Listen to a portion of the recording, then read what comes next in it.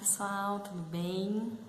Espero que todos estejam em casa, curtindo essa quarentena, aproveitando para fazer o que gosta, curtindo os familiares, mas também é importante a gente dar continuidade aos estudos, né? Bom, essa é a nossa primeira videoaula. Confesso que é tudo muito novo para mim, estou procurando fazer o melhor para vocês. Depois gostaria de um feedback aí para vocês me dizerem o que eu posso melhorar, para a gente tornar então esse momento um pouquinho mais gostoso para vocês, certo? Bom, antes de começarmos alguns recadinhos, até semana passada vocês fizeram então 2 listas de exercícios de revisão de conteúdos que nós estudamos no início deste ano.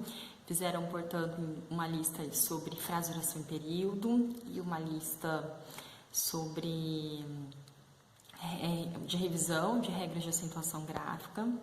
E aí, então, eu encaminhei juntamente a essa aula o gabarito dessas listas. Lá, então, vocês podem checar os que vocês erraram, os que vocês acertaram.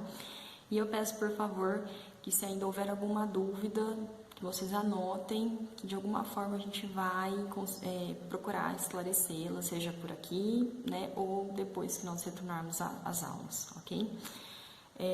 Então, a partir dessa semana, nós vamos dar continuidade ao conteúdo da apostila de vocês. Então, nós havíamos parado lá no finalzinho do capítulo 2, certo? Lá na página 78. Peço por gentileza, então, que vocês abram a apostila nesta página 78. E nós vamos iniciar, então, nossa aula de hoje na seção Questões ortográficas, prefixo de negação. Então, esse é o tema da nossa aula, prefixo de negação, ok? Então, a gente vai começar com a seguinte situação. Vocês têm aí uma pergunta. Então, você certamente já encontrou palavras cujo significado não conhecia. Nessa situação, o que você faz? Na letra A, você procura no dicionário. Na letra B, pergunta para alguém. Ou na C, observa se a palavra é parecida com alguma que você conhece. Responde aí, né? Bom, tenho certeza que vocês, né, de alguma forma, já utilizaram todas essas opções, né? Principalmente a letra A e a letra B. Então, sempre que possível, pode pesquisar aí, né, pelo celular, ou até mesmo no dicionário impresso, ou perguntar para alguém, né? Em sala de aula, essa é a mais utilizada sem dúvidas, né? Vocês sempre perguntam para mim, né? Mas eu quero chamar a atenção de vocês para a alternativa C.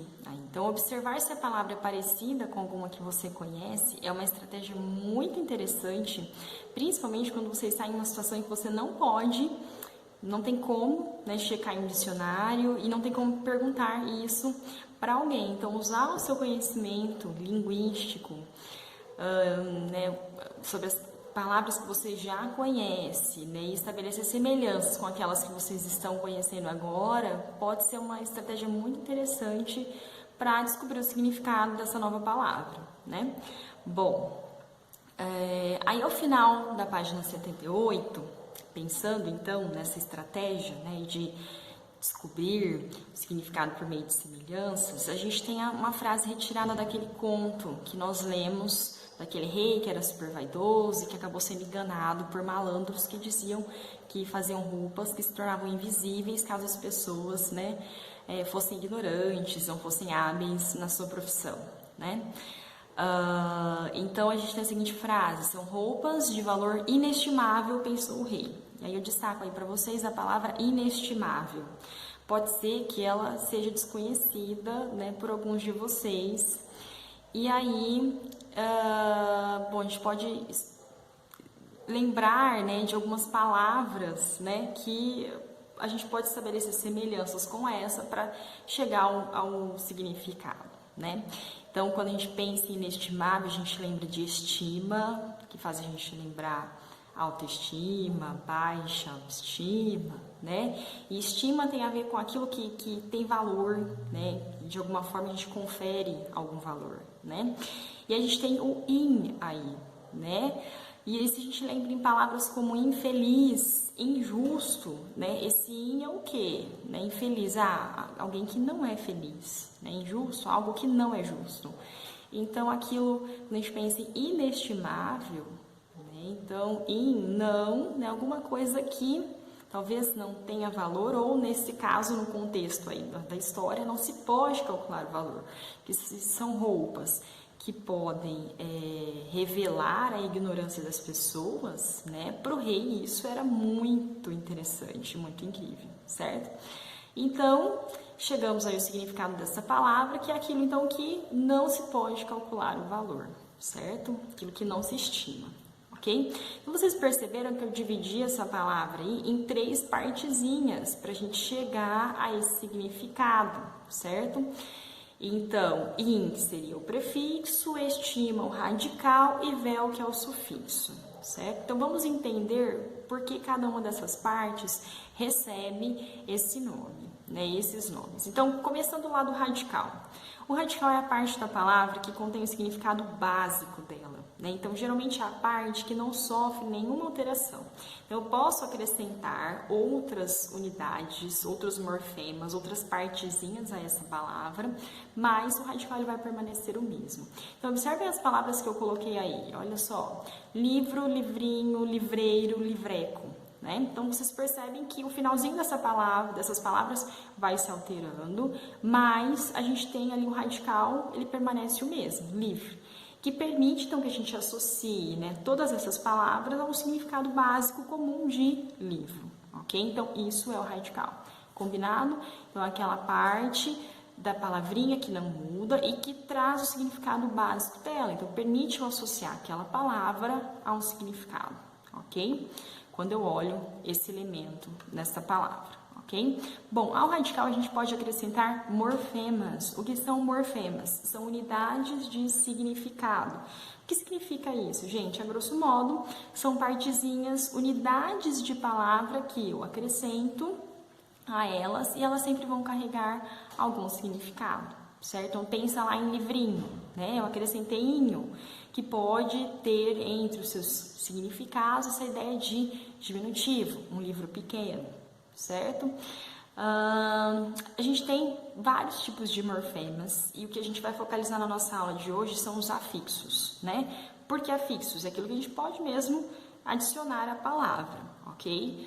Afixar a ela. Então, a gente tem 2 tipos de afixos, a gente vai chamar prefixo e o sufixo, certo? Bom, o que é o prefixo? Lembra, prefixo. Então, é aquilo que eu adiciono antes do radical. No caso da palavra inestimável, o in é um prefixo.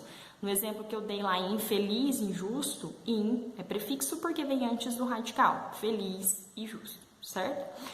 O sufixo já é um morfema que vem depois do radical, lá no finalzinho da palavra, ok? No caso da palavra inestimável, é o caso de vel, certo?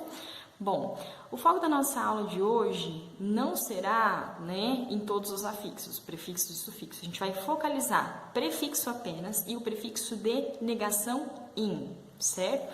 Bom, como o próprio nome diz, né, in é um prefixo de negação, que indica então a negação ou a ausência de algo. Lembra aí do não, né? Ele vai significar não, ok?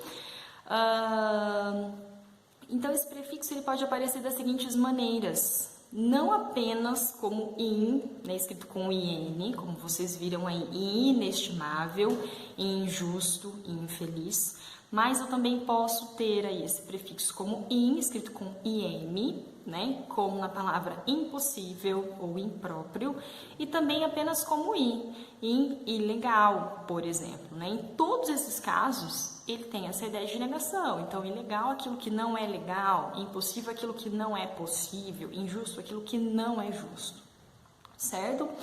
Então, pessoal, muito fácil esse conteúdo, né? Prefixo de negação, então, é aquele morfema que a gente adiciona antes do radical da palavra para indicar a negação de algo ou a ausência de algo. Ele pode aparecer de 3 maneiras, né?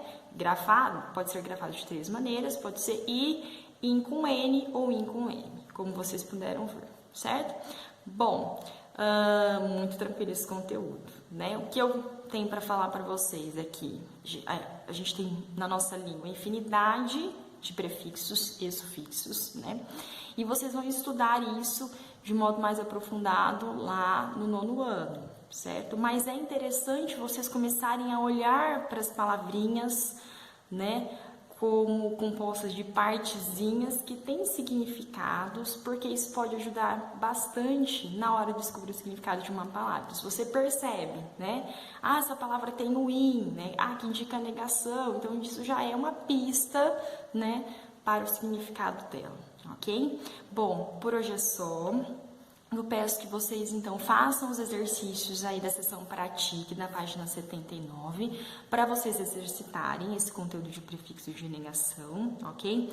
Além disso, acerca deste mesmo conteúdo, lá na seção Amplie, eu quero que vocês façam, então, os exercícios 17 e 18, da página 86. E, como estamos finalizando hoje o capítulo 2, eu peço que vocês façam os exercícios da seção Sintetize, da página 87, para revisar mesmo todo o conteúdo que nós vimos neste capítulo 2, certo? Ao final, então, aqui dessa minha videoaula, eu vou apresentar para vocês um mapa mental sobre prefixo, sufixo, radical, prefixo de negação. Se vocês quiserem, vocês podem copiar isso no caderno de vocês, né, para ter registrado esse conteúdo, ok? Tudo bem? Então, por hoje é só, até semana que vem, que nós vamos iniciar então o capítulo 3. Veremos então mangá neste capítulo e tipos de sujeito, ok? Conteúdo bem bacana, ok? Então tá.